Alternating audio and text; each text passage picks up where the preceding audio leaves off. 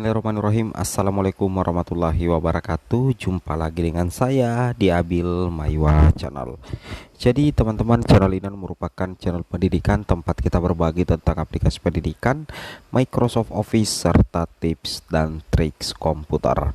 Jadi pada video kali ini teman-teman ya, kembali lagi admin akan mencoba mengupdate ya informasi terbaru seputar perkembangan P3K Guru formasi tahun 2023. Yang mana di sini akan kita bahas ya, misalkan selesai ujian CAT, nasib P2 P3, nilai akhir 537. Kira-kira bagaimana analisis atau prediksi penentu lulus menjadi ASN P3K 2023. Ini intinya selesai mengikuti ujian CAT dan anggaplah P2 P3 ini mendapatkan nilai akhir sebanyak 537, sebesar 537. Kira-kira bagaimana analisis penentu lulus ASN P3K 2023. Baik, ini info yang cukup menarik sih ya untuk kita bahas teman-teman. Sebelum kita lanjut ya teman-teman ya, bagi rekan-rekan guru yang baru pertama kali mampir di channel ini, jangan lupa tekan tombol subscribe dan aktifkan lonceng notifikasi agar setiap hari Bapak Ibu bisa mendapatkan update informasi terbaru seputar perkembangan P3K Guru. Baik Bapak Ibu, tanpa berbasa-basi lagi kita langsung saja teman-teman ya, to the point saja ke informasinya. Oke.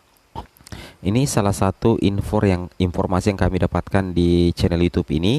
Ada yang bertanya, saya sudah selesai mengikuti ujian kompetensi dengan perlahan nilai. Jadi pelamar ini anggaplah P3 ya, dia sudah selesai mengikuti ujian kompetensi dengan perlahan nilai. Teknis yang didapatkan itu adalah 360, manajerial 74, sosiokultural 69, wawancara 34, total nilainya sebanyak 537. Apakah saya bisa lolos? Oke. Kalau kita perhatikan untuk nilai teknisnya ya seperti itulah ya, tidak terlalu bagus tapi tidak terlalu jelek juga sih teman-teman ya. Oke. Kalau kita perhatikan nilai teknisnya ya lumayan lah ya teman-teman ya, lumayan, dia dapat 360 ya dari 450 ya. Untuk nilai maksimal teknis kan 450. Oke, dia dapat 450, dia dapat 360 dari 450. Lumayan bagus ya, lumayan bagus untuk teknisnya. Kemudian untuk manajerial berapa ya? 74, sosiokultural 69. Oke, berarti dia dapat di sini berapa ya teman-teman? 13. Oke, dia dapat sekitar 140-an teman-teman ya, lebih 140-an lebih ya ketimbang 180 yang tertinggi. Oke, yang tertinggi kan 180 ya. Kemudian wawancara 34, tertingginya itu adalah 40. Oke. Jadi sebenarnya dia sedikit agak lemah di sini, manajerial sosiokultural teman-teman ya. Tapi teknisnya lumayan tinggi. Wawancara juga sedikit agak lumayan bagus ya, agak sedang-sedang ini untuk wawancara 34 dari 40. Total nilainya secara keseluruhan itu kalau dia hitung itu mencapai 537. Ini nilai yang bagus sih teman-teman. Cuman ya kalau misalkan ini anggaplah ini adalah pelamar prioritas 3. Nah, kalau ditanya seperti ini, apakah saya bisa lolos? Nah, di sini ada yang bertanya seperti itu ya. Apakah saya bisa lolos? Ini pertanyaannya, apakah saya bisa lolos? Jawabannya bisa ya, bisa tidak. Nah, kenapa mengatakan seperti itu, bisa ya, bisa tidak? Karena di sini tidak dicantumkan. Karena di sini dia tidak cantumkan berapa kira-kira jumlah formasi ya P3K Guru di daerahnya. Kemudian dia tidak bisa prediksi berapa jumlah pelamar P3, P2 ataupun P1. Sehingga kalau dari segi nilai ya, karena dia katakan kan nilainya seperti ini.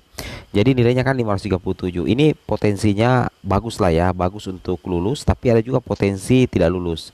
Nah, Apa yang membuatnya terbuka peluang lulus? Anggaplah seperti ini. Misalkan dia pelamar P3 misalkan. Jumlahnya P3 itu 10. Kemudian jumlah formasi linearnya itu 20 misalkan. Ini P1, P2 oke aman.